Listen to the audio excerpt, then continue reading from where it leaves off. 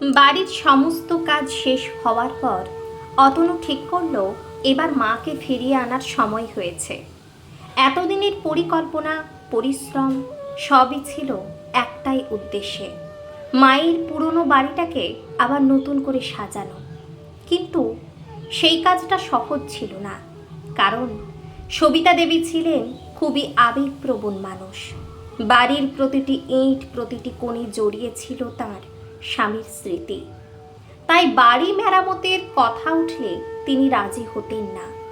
অতনু যখন দিদির বাড়ির উদ্দেশ্যে বেরোচ্ছিল, নমিতা বারবার তাকে বলছিল, শুনছো, মাকে একটু বুঝিয়ে সুঝিয়ে নিয়ে এসো, মা তো বড্ড অভিমানী, জানি না আবার অভিমান করে যদি না আসতে চাই। অতনু হেসে বলল, তুমি চিন্তা করো না, আমি ঠিক কোনো না কোনোভাবে মাকে বুঝিয়ে নিয়ে আসব। দিদির বাড়িতে পৌঁছে অতনু দেখল সবিতা দেবী মুখ ভার করে বসে আছেন। তিনি প্রথমে ছেলের সঙ্গে কোনো কথা বললেন না। প্রায় 5-10 মিনিট নীরবতায় কাটল। কিন্তু এতদিন পর ছেলেকে সামনে দেখে তার মন গলতে বেশি সময় লাগলো না। হঠাৎই তিনি উঠে এসে অতনুকে জড়িয়ে ধরলেন। সেই আলিঙ্গনে ছিল অভিমান, ভালোবাসা আর অজস্র না বলা কথা। অতনু মায়ের হাত ধরে বলল, মা, রাগ করো না, আমি বাধ্য হয়েই এই কাজটা করেছি।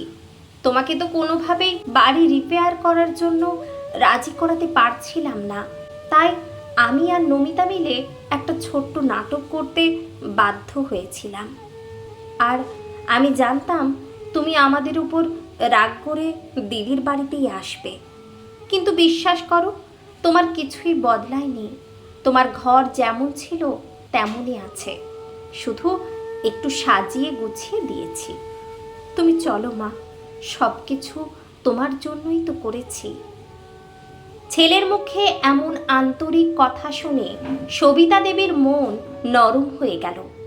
এতদিনের অভিমান, রাগ সব যেন মুহূর্তেই গলে গেল। তিনি আর না বলতে পারলেন না। অবশেষে তিনি রাজি হলেন ছেলের বাড়িতে ফিরে যেতে। অতনু মাকে গাড়িতে করে নিয়ে এলো বাড়ির সামনে। বাড়ির দরজায় পৌঁছতেই এক অপূর্ব দৃশ্য। নমিতা বরণডালা সাজিয়ে দাঁড়িয়ে আছে, মুখে মিষ্টি হাসি। নমিতা এগিয়ে এসে বলল, মা, আজ আপনার এই বাড়িতে নতুন করে গৃহপ্রবেশ। আসুন মা, আপনাকে আপনার ঘরে নিয়ে যাই। বরণ করে শাশুড়িকে ঘরে নিয়ে গেল নমিতা। সবিতা দেবী ঘরে ঢুকে চারপাশে তাকিয়ে অবাক হয়ে গেলেন।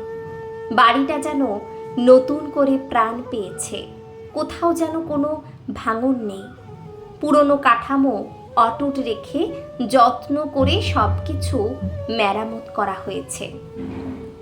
দেওয়ালগুলো পরিষ্কার, সাজানো ঘর, আর সবচেয়ে বড় কথা, ঠাকুরের সিংহাসনটি আগের মতোই সযত্নে রাখা আছে।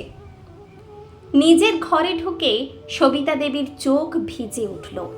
তিনি ধীরে ধীরে বললেন, হ্যাঁ রে বাবা, এই বাড়িটার সঙ্গে তোর বাবার অনেক স্মৃতি জড়িয়ে আছে। আমি ভাবতাম যদি কিছু বদলে যায় তাহলে সেই স্মৃতিগুলো হারিয়ে যাবে, কিন্তু আজ মনে হচ্ছে বাড়িটা যেন নতুন করে প্রাণ ফিরে পেল। অতনু একটু আশঙ্কা নিয়ে জিজ্ঞেস করল, মা, তুমি খুশি হয়েছ তো? সবিতা দেবী মৃদু হেসে বললেন, অনেক খুশি হয়েছি বাবা। যদি এই সুন্দর জিনিসটার জন্য দুদিন আমার মনে কষ্ট হয়েও থাকে, আজ সেই কষ্টের কোনো মূল্যই নেই। এই আনন্দের কাছে সব কিছুই যেন ছোট মনে হচ্ছে।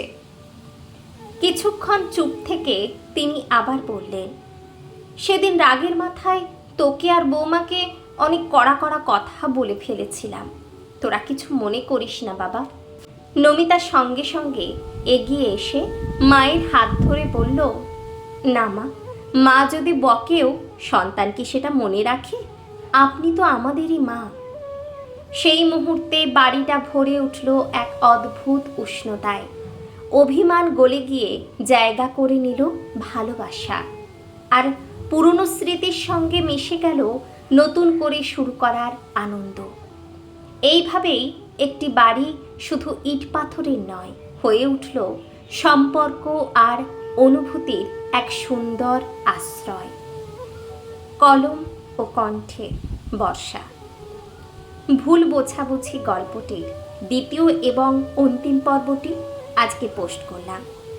কেমন লাগলো আপনাদের অবশ্যই কমেন্টে জানাবেন। ভালো লাগলে শেয়ার করতে পারেন। রাধে রাধে।